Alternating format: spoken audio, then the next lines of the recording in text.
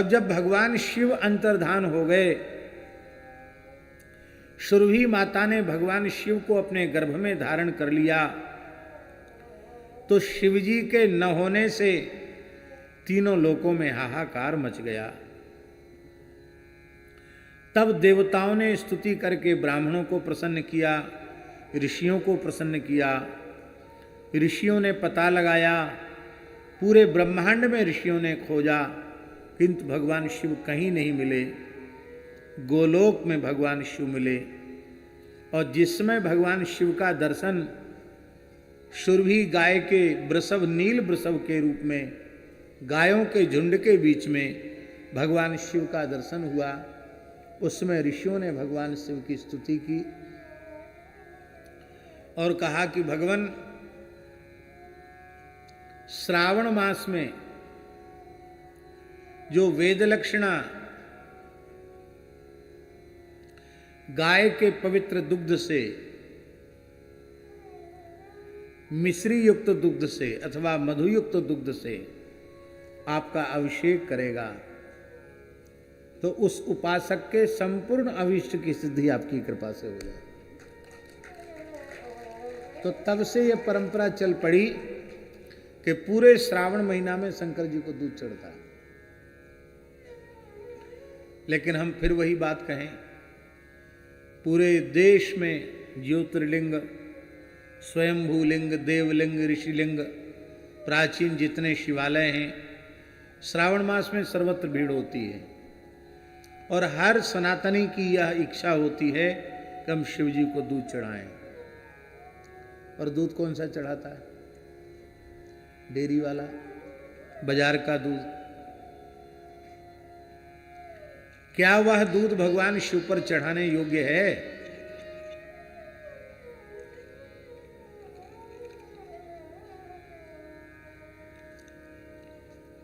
आप तो हमसे ज्यादा जानकार हैं, बड़े बड़े लोग यहां विराजमान हैं। सरकारी रिपोर्ट थी, कई साल पुरानी बात बता रहे हैं, दूध के संबंध में जो रिपोर्ट सरकारी आई थी, उसमें चिंता व्यक्त की गई थी कि भारत में गाय के माने दूध की जितनी खपत है, उत्पादन कितना है? तो खपत 100% है और उत्पादन 40% है। कितने प्रतिशत? तो 70% की पूर्ति किससे हो रही है? उत्पादन केवल 40% हो रहा है, तो और 100% पूर्ति हो रही है। अभी आप चाहें कि हमको 100 कुंटल दूध चाहिए, तो आप ऑर्डर पहले से दीजिए, 100 कुंटल दूध उपलब्ध हो जाएगा। गाय मिल नहीं रही, खोजने से दूध मिल नहीं रहा है, जितना चाहो उतना दूध ले लो। और घी की स्थिति तो ये है कि हमारे यहाँ ब्रज में पहले हाथरस का घी बड़ा प्रसिद्ध हुआ करता था। क्या? हाथरस का घी। हाथरस का घी का मतलब क्या है? उस जमाने में ब्रज में गोवंश बहुत अधिक था और घी की सबसे बड़ी मंडी हाथरस में थी। कलकत्ते तक, बिहार, बंगाल, जाने कहां कहां तक हाथरस से घी जाता था। और संदेह का कोई अवसर ही नहीं था। शुद्धतम बिलोना वाला गाय का घी, और अलग अलग मिलता था। ये भैंस का घी है, ये गाय का घी है, मिला हुआ नहीं मिलता था। भैंस का घी अलग, गाय का घी अलग। आपकी इच्छा है भैंस का खरीदना चाहो भैंस का लो, गाय का लेना हो गाय का लो। और आपको सुनकर आश्चर्य होगा, हमारे महाराज जी बताते थे, पहाड़ी बाबा महाराज, कि घी बिकने आता था वृंदावन में मंगलवार को। मंगलवार को मंडी लगती थी घी की। जमुनापल्ली पार, हाथरस क्षेत्र, तमाम लोग आते थे अपनी अपनी मटकी में ताजा घी लेकर के। तो घी परीक्षण करो, फिर घी लो, खरीदो। तो 2-3 सेर घी खरीदने वाले लोग भी आधा पाव घी खा जाते थे, तब 1 सेर 1.5 सेर घी खरीदते थे। लोग घी चखाते थे, हमारा घी चख के देखो कैसा घी है। घी छको, फिर हाथ धो, फिर घी पसंद आया हो तो घी लो। उसकी कोई चखने की कोई कीमत नहीं होती थी कि चखने की कोई कीमत। 10 जगह घूम गया तो बोले पाव 1.5 पाव घी आदमी खा के आता था बाजार में।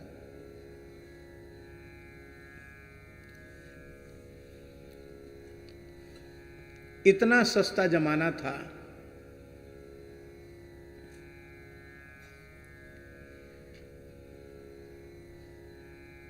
₹1 का 1.5 सेर, पक्का तौल का 1.5 सेर घी ₹1 का।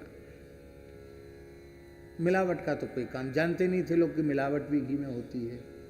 उस समय ये नहीं लिखना पड़ता था शुद्ध घी, क्योंकि लोग समझते नहीं थे कि घी में भी कोई अशुद्धि होती है। शुद्ध तो विशेषण तब लगाना पड़ा जब घी में मिलावट होने लगी, और अब शुद्ध घी भी विश्वास के योग्य नहीं है, स्थिति आ गई।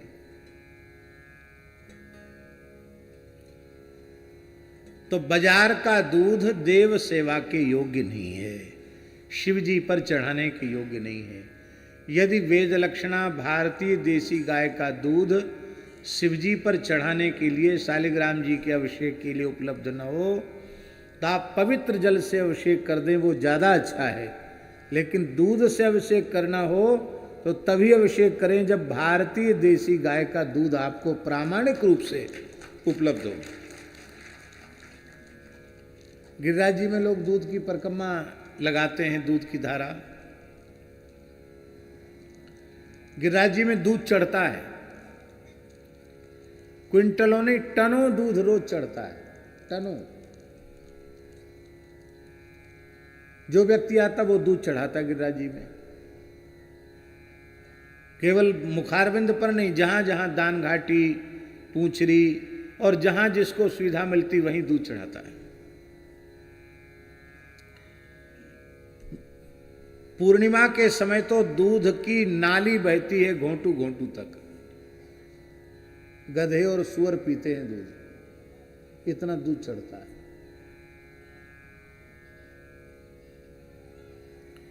पर वो दूध कैसा है? भारतीय देसी गाय का दूध नहीं, वही बाजार का दूध। और दूध बेचने वाले क्या मिलाकर भगवान जाने दूध बना देते हैं, पता नहीं। हमारे सूरश्याम गौशाला के संस्थापक पूज्य श्री ठाकुरदास बाबा विराजमान थे। भगवत प्राप्त जीवन मुक्त सिद्ध संत थे। उनके शरीर में भयंकर जलन पैदा हो गई, खुजली, एकदम लाल पड़ गया शरीर, बड़ा कष्ट, भारी कष्ट, दवाई लेते नहीं। हम सभी लोगों को बड़ी पीड़ा थी बाबा के कष्ट को देखकर। एक दिन बाबा की सेवा में रहने वाले संत ने कहा, बाबा आपकी पीड़ा हमसे सही नहीं जाती है, आप बताओ आपके इस व्याधि के शमन का उपाय क्या है। तो बहुत पूछने पर उन्होंने कहा, गिरिराज जी में जो सिंथेटिक दूध लोग चढ़ा रहे हैं उससे गिरिराज जी के श्रीअंग में जलन हो रही है, दाह पैदा हो रहा है, उसका अनुभव मैं कर रहा हूँ, इसलिए मेरे शरीर में जलन है।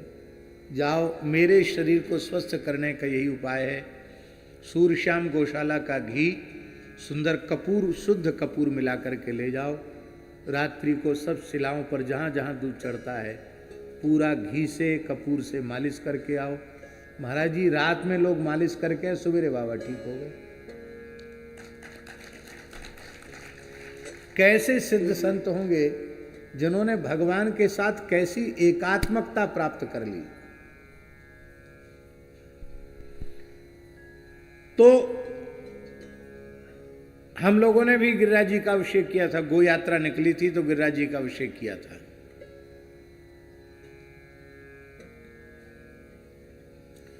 कितने दूध से किया था? 20 टन दूध आया था, 20-21 टन दूध। आप लोग कहेंगे आपने भी सिंथेटिक से किया होगा।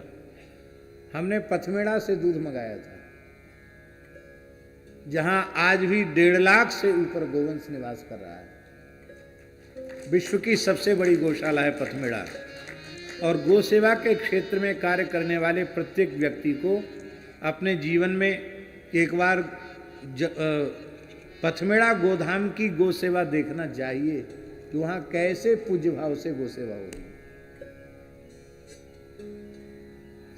अभी नंदगांव को तो पूज्य पथमेड़ा महाराज ने ऐसा बना दिया है कि वहां गाय को बाहरी चारे की आवश्यकता कम से कम पड़े, प्राकृतिक चारे से ही गाय अपना पोषण कर ले। बहुत बड़ा काम है, देखने योग्य, प्रेरणा लेने योग्य कार्य। तो राम जी वहां से टैंकरों से दूध मंगाया था पथमेड़ा से, और फिर गिरिराज जी का अभिषेक हुआ था। वही दूध की धारा 7 कोस में लगाई गई थी। एक अद्भुत दृश्य था। जिन लोगों ने अपने नेत्रों से दर्शन किया उनको लगा कि हम फिर से द्वापर युग में पहुंच गए हैं, मानो कृष्ण बलराम स्वयं गिरिराज जी का अभिषेक कर रहे हैं। ऐसी सुंदर झांकी हुई थी। इसलिए शिवजी का अभिषेक करें तो भारतीय देसी गाय के दुग्ध से ही करें। किसी बालक की मंद बुद्धि हो, कम दिमाग हो, बहुत उत्तम मेधा प्राप्त करना चाहता हो, तो उस बालक के निमित्त यदि षडंग रुद्राभिषेक वेद लक्षणा भारतीय देसी गाय के दूध में मिश्री मिला करके मीठे दुग्ध से भगवान शिव का अभिषेक कराया जाए और कुछ काल तक लगातार अनुष्ठान चले, बालक के नाम गोत्र से संकल्प हो, तो निश्चित बालक विशिष्ट मेधा से युक्त हो जाएगा। ऐसे कितने प्रयोग हैं। तो तब से श्रावण मास में भगवान शिव को दूध चढ़ाने की परंपरा